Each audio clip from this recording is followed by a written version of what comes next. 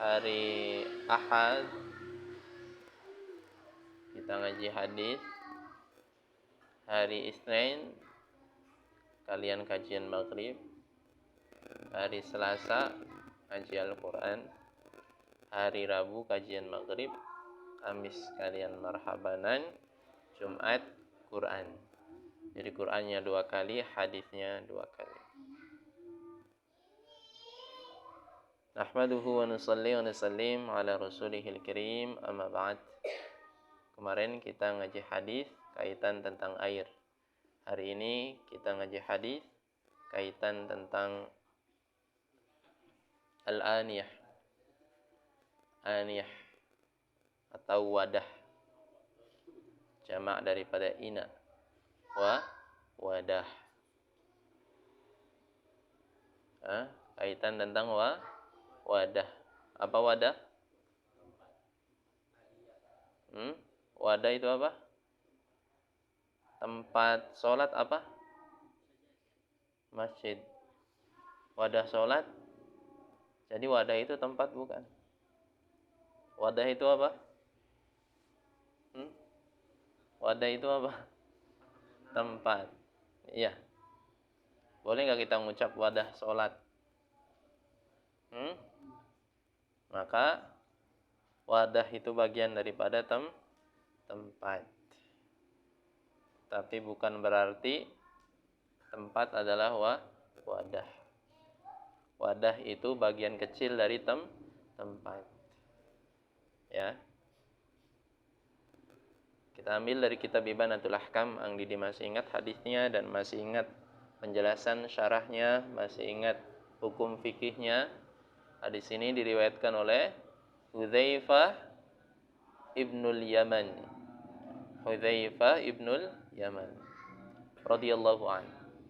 Beliau sahabat Rasulullah.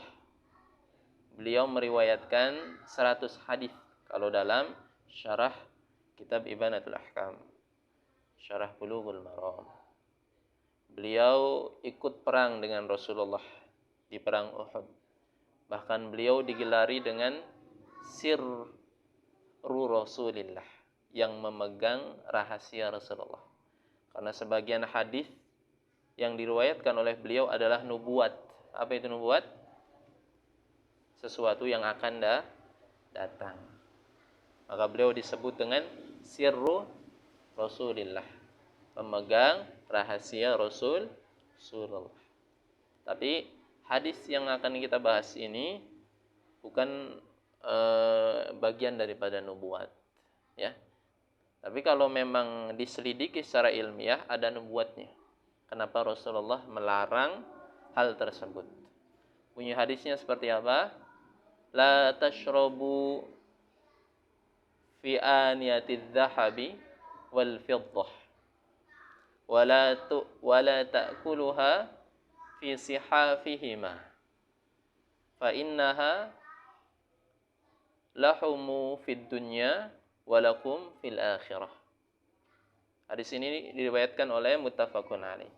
Muttafaqun alaih adalah Bukhari Muslim. Janganlah kalian itu minum di wadah yang terbuat dari emas dan perak.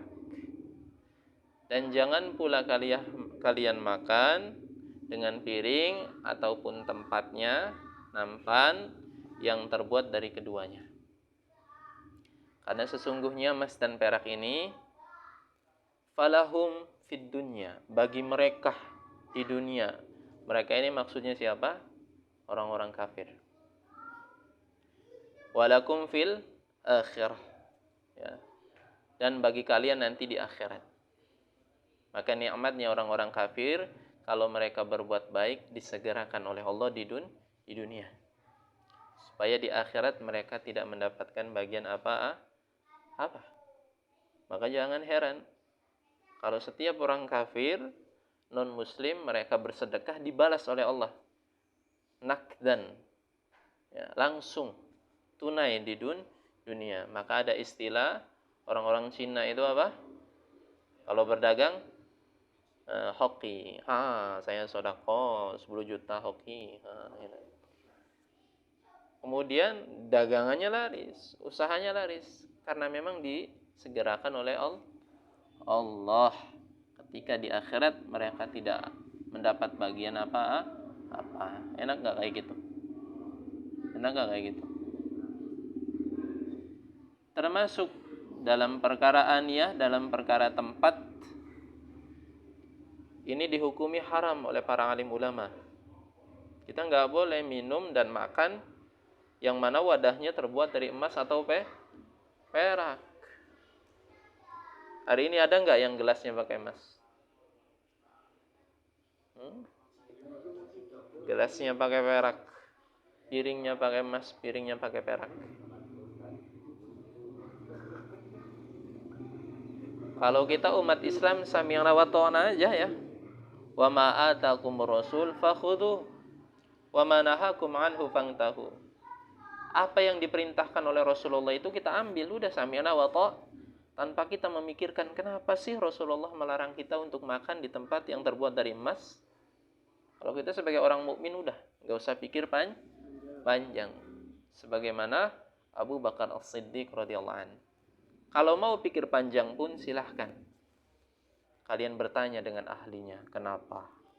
Insya Allah di balik itu ada nubuat, ada pelajaran, ada mudaratnya mungkin kalau kita minum dari tempat yang terbuat dari emas, dari tempat yang terbuat dari fiddah atau perak. Ini juga selaras dengan hadis Rasulullah. Di antaranya apa? Qul washrab walbas wa tasaddaq fi ghairi syarafin wala makhilatin. Ya. Jadi makan dan minumlah kalian ini jangan berlebihan. Lebih-lebihan dalam apa? Kualitas dan kuantitas. Berlebihan jumlahnya enggak boleh. Kuantitasnya juga enggak boleh.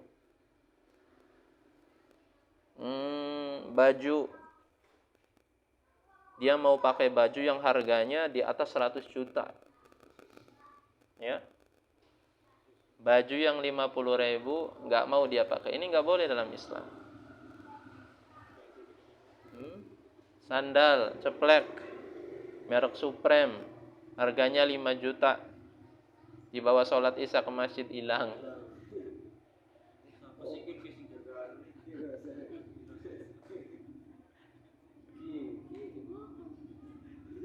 Jadi orang mukmin nggak selayaknya bersikap demikian. Maka bagian daripada sikap yang mulia dari orang mukmin adalah sederhana, meskipun ia dikaruniakan harta yang banyak. Maka kata Rasulullah tidak boleh berlebih-lebihan dalam hal pakaian maupun makanan. Termasuk hadis yang kita bahas, tempat yang terbuat dari perak itu berlebihan nggak? Tempat yang terbuat dari emas berlebihan nggak? Berlebihan. Piringnya terbuat dari emas, berlebihan. Coba kalau kalian punya piring yang terbuat dari emas, tujuannya buat apa sih itu piring?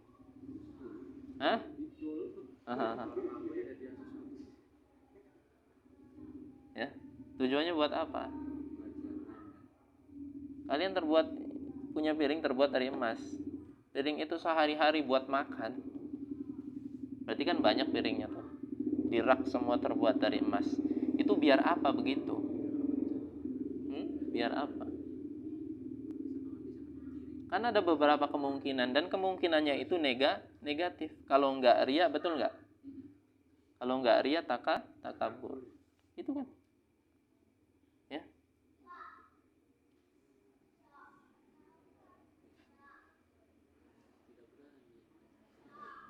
Takabur baik enggak? Buruk. Maka madalla 'alal haram fahuwa haram. Alat yang menunjukkan kepada keharaman haram. Karena kita menggunakan alat yang membantu kita atau membuat kita semangat untuk bersifat riya atau takabur, maka hukumnya haram. Hati-hati. Ya. Kalian pakai pakaian nih. Nah, lebaran. Berlomba-lomba menggunakan pakaian yang bagus. Setelah kalian pakai pakaian itu timbul dalam hati sifat takabur tadi. Hati-hati. Menggunakan pakaian hukumnya apa? Hmm? Menggunakan pakaian untuk menutup aurat wajib. Selebihnya adalah mubah, boleh saja. Ya. Tapi menggunakan pakaian itu bisa menjadi hukumnya haram di luar daripada menutup aurat. Menggunakan topi ini bisa hukumnya haram. Kenapa haram? Kalau seandainya kita menggunakan topi, tatkala menggunakan topi berubah dia jadi korun. Berubah jadi Firaun. Wah, topi saya nih. Sholat Jumat. Itu topi harga 50.000.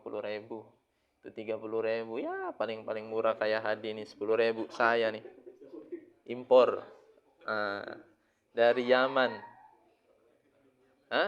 Langsung disulam oleh ahlinya. Harganya ini 50 juta. Pas sujud ketendang orang marah dia. 50 juta gini, Mang. Allah. Ya. Maka hindari. Ya, hindari barang-barang yang sifatnya mubah membuat kita takabur, membuat kita riya. Ya. Itu juga kenapa alasan sampai saat ini Ang Didi enggak memanjakan istri dengan perhiasan. Di antara sebabnya pertama karena enggak punya duit. Kedua, khawatir timbul riya. Ketiga, otomatis kalau dia pakai kalung, khawatir pengen buka aurat. Pakai gelang khawatir tangannya pengen dilihat, otomatis buka aurat. Kan nggak pantas dibalik kerudung kemudian pakai kalung, pantas nggak? Ya, pakai kerudung terus kalungnya di luar, pantas nggak? Ya sekalian aja nggak pakai, ya kan? Ya kan? Kan begitu. Maka hati-hati, ya. Menggunakan wadah itu mubah-mubah saja, tapi kata Rasulullah, sebagai umat muslim yang baik, ya, maka di antara anjuran Rasulullah, jangan kita menggunakan wadah yang terbuat dari emas maupun perak ataupun sesuatu yang mahal, ya. Zaman sekarang sudah terjadi. Ini termasuk nubuat. Mungkin di zaman dulu Rasulullah itu di kalangan lingkungan beliau enggak ada yang menggunakan piringnya dari emas. Sekaya-kayanya Abdurrahman bin Auf, sekaya-kayanya Khadijah radhiyallahu anha, tetap sebelum menikah dengan Rasulullah, piringnya enggak menggunakan emas. Tapi mungkin sebagian orang-orang Persia dan Romawi, itu juga rajanya. Itu juga beberapa nampan dan gelas. Kenapa Rasulullah membicarakan ini? Karena terjadi hari ini. Ini juga termasuk nubuat. Dikala kalian bisa membeli ceplek yang harganya 10.000 merek Swallow. Tiba-tiba di TV ada artis yang membeli ceplek, ya, dengan merek Supreme. Ceplek merek Supreme buat bolak-balik WC harganya 5 juta, 10 juta.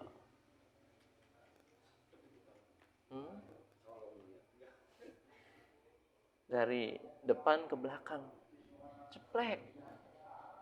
Di saat hari ini kalian bisa ngopi di Ang Didi dengan harga 3.000, paling mahal 5.000. Tiba-tiba kalian nongkrong di Starbucks, kopi hitam harganya 90.000.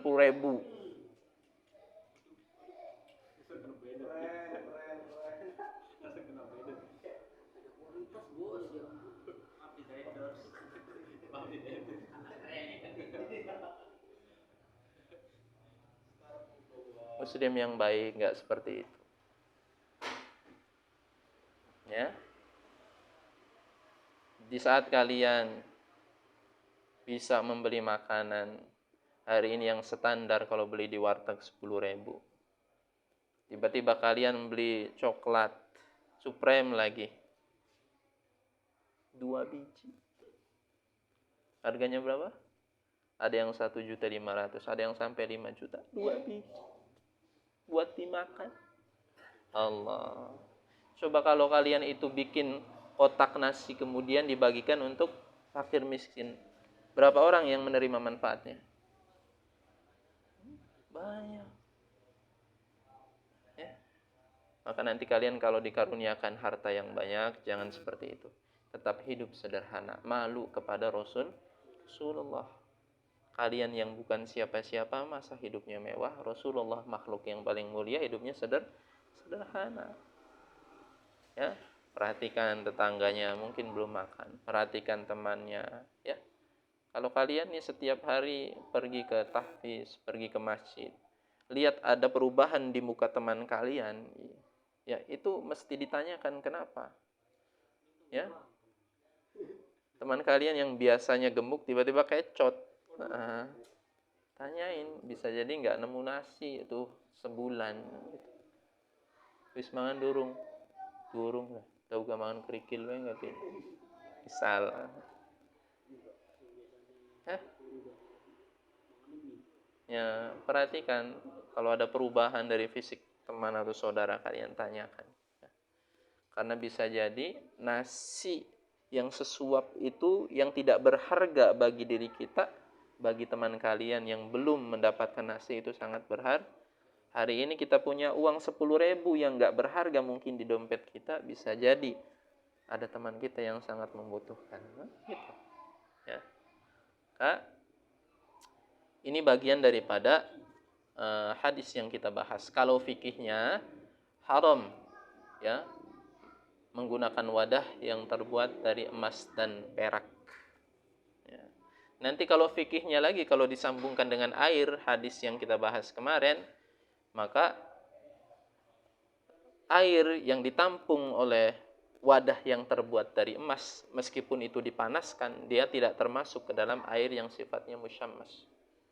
Ya, nanti kalau kita sambungkan, dia tetap air mutlak yang boleh digunakan untuk bersuci dan dapat mensucikan dan tidak makruh ketika digunakan. Ya, seperti itu. Wallahu a'lam bishawab. Ada pertanyaan?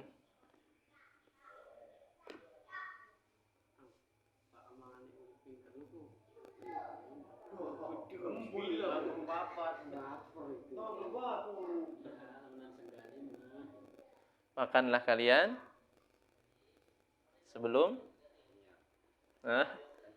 sebelum berarti terus makan. Ya. Jadi kalau makan itu disisakan, jangan dipenuhi. Perut kita ini terbagi menjadi 3. Pertama, ada untuk angin, ada untuk makanan, dan ada untuk air. Maka kalau diisi makanan semua, otomatis untuk anginnya nanti termakan tempatnya. Akhirnya seret. Ya. Maka porsi makan itu, kata Rasulullah tadi, kalaupun makan jangan sampai kenyang. Disisakan. Maka kata Rasulullah, 1 porsi makan untuk 1 orang itu bisa untuk 2 orang. 2 orang bisa untuk porsi 3 dan seterusnya. Maka kata Rasulullah, mulailah makan itu menggunakan tangan kanan dengan 3 jari. 3 jari. Kalian bisa enggak ambil nasi 3 jari? Tapi dapat enggak banyak? Dapat banyak enggak? Dapat sedikit. Kenapa dapat sedikit? Di antara hikmahnya supaya kita tidak rakus. Itu awalnya saja, setelahnya gunakan. Itu untuk mengingatkan, ya, kalau rakus adalah akhlak yang tercela. Paham sampai di sini? Kalau uruknya 3 kali tergantung kamu makannya sesi pertama berapa banyak. Ya. Kalau sesi pertama cuma 1 suap mesti uruk itu. Ya. Jadi sah-sah saja mubah. Salam. Bagus. Kalau pengen hafalannya kuat, ya, diantaranya jangan banyak makan. Ya. Kalau bisa puasa Senin Kamis. Kalau nggak bisa Senin. Kalau nggak bisa lagi Kamis. Gitu.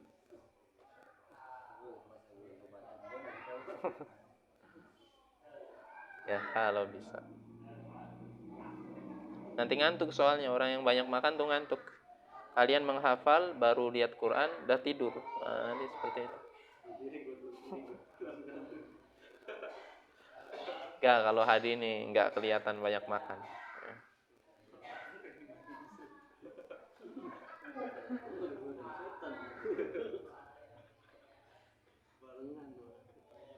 Tapi rizki yang masuk ke tubuh kita itu sudah ditetapkan.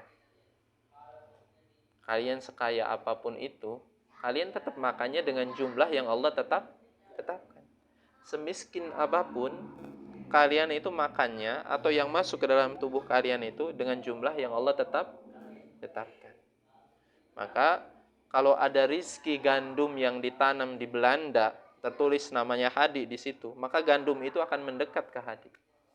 Begitupun kalau ada rizki orang Amerika yang kita tanam di sini padi kita, maka padi ini akan ke sana, terekspor.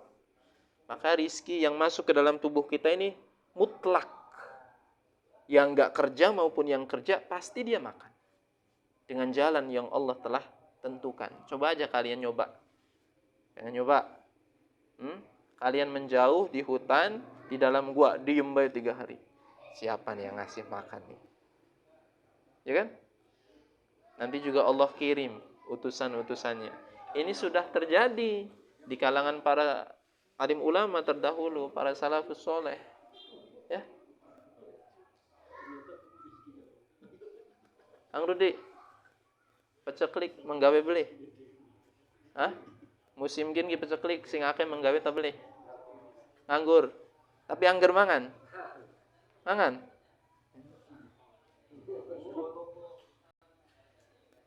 Ya.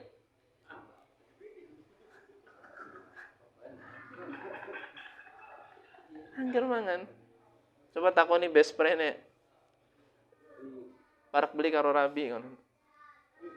Iya, itu best friend dimasak kena beli. Dimasak kena beli kena wong wadone. Nganggur tak lagi repot. Ora dimasak kena rabine lagi nganggur tapi mangan beli. Itu tandanya apa? Rizki yang masuk ke dalam tubuh kita mutlak. Wong edan yang di jalan tuh menggawe beli. Hah? Dua rabi beli. Dijamu beli kenang rabine galesuk ki ang kopi ya ki udude. Mengkoron beli. Tapi mangan beli. Ake wong edan pada lemu awake. Jadi kita masih khawatir tentang rizki. Masih khawatir tentang rizki. Hah? Masih khawatir tentang rizki?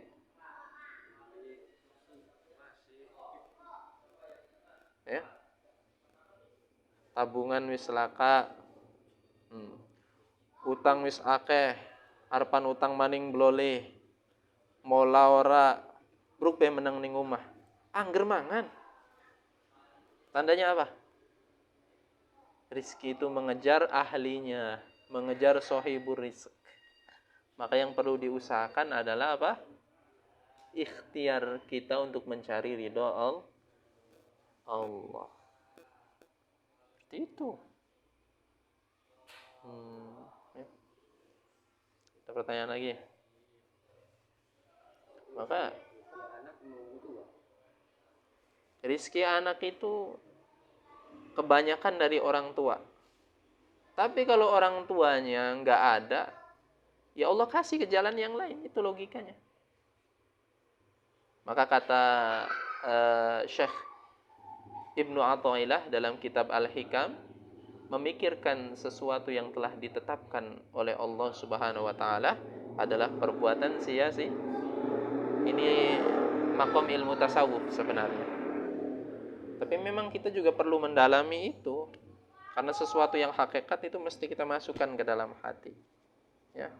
Artinya apa? Jangan sombong yang hari ini ngasih makan istrinya, ngasih makan anaknya dengan jajan yang besar. Karena hakikatnya kita hanya perantara. Maka sebenarnya kalau seandainya kita mengatakan seperti ini kepada Allah, ya Allah, kau dingin gak kita mati nih? Iku anak-anak kita, korabina kita sing masih diempani, itu sebenarnya kesombongan. Secara tidak sadar ia lakukan. Karena hakikatnya Allah Maha bisa memberikan rizki kepada anak kita dari arah manapun.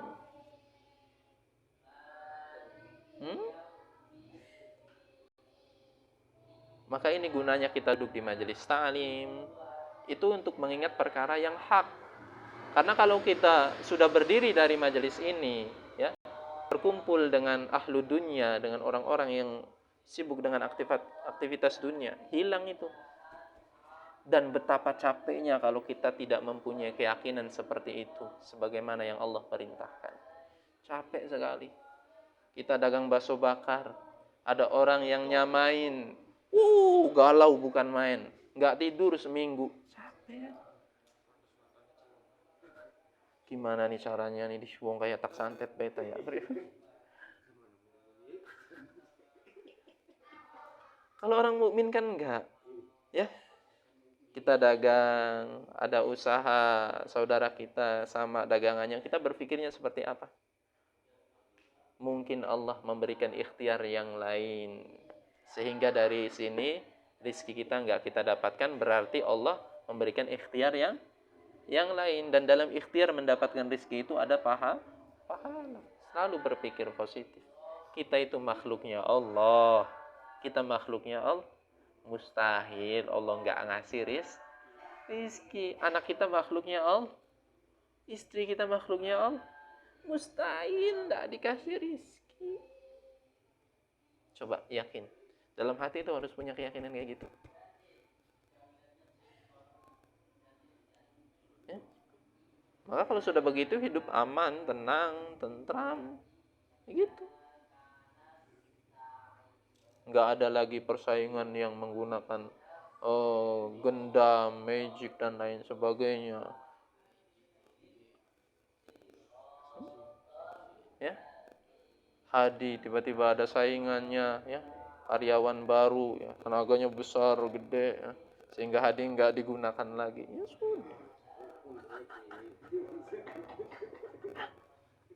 Ya sudah, sudah, sudah, ya.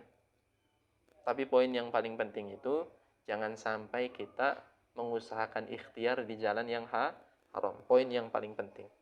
Karena nanti kita akan susah keluar dari jalan tersebut.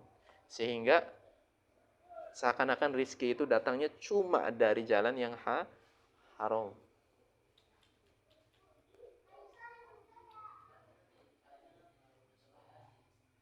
Ya. Mang Turika, enggak. Pernah beli Mang Turika dagang cilok? Pernah beli Mang Turika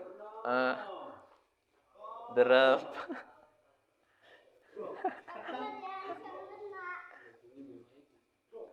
Tapi mangan beli Mang Turika? Gratis ya? Iya. Tuh. Pengen beli kayak Mang Turika?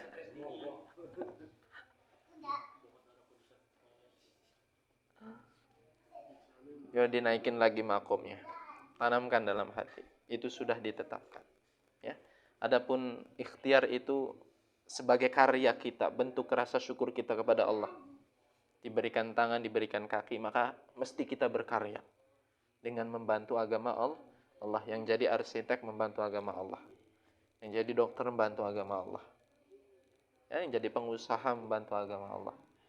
Ya, kuntum khairu ummat ukhrijat linnas. Kalian adalah sebaik-baik umat yang dikeluarkan untuk apa? Keluarin untuk manusia. Ta'muruna bil ma'. Semuanya punya tugas untuk saling menasehati dalam kema'rufan. Ya, jadi bukan ustadz saja, bukan kiai saja. Semua pada tupoksinya masing-masing. Yang pejabat membantu agama dengan tanda tangan. Jangan sampai ada maksiat di malam hari atau bangunan yang sumbernya maksiat disodorkan kepada dia.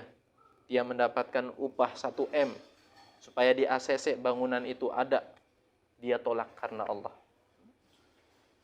Dia bantu pondok pesantren, dia bantu majelis-majelis ta'lim. Dia buat kebijakan yang memudahkan para asatidz untuk berdakwah. Dia buat kebijakan yang memudahkan para santri untuk menuntut ilmu. Itu. Yang pengusaha bantu. Yang arsitek jangan buat gedung sembarangan. Kalau diperintahkan untuk buat diskotik, untuk buat gedung maksiat, nih saya kasih bonus sekian miliar, nggak mau karena Allah. Hati-hati arsitek ini. Ya.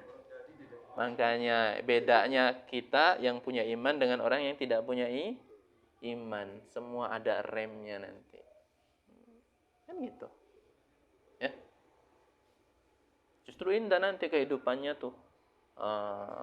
Ada ceritanya, saya misalnya Farul suatu saat nanti jadi arsitek besar, main ke Ang Didi, ngasih uang 1 M buat bikin pesantren misalnya.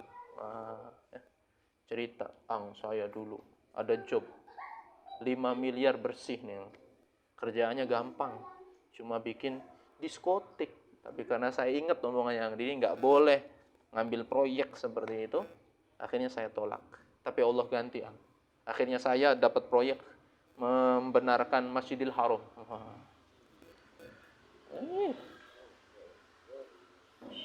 Subhanallah, subhanallah.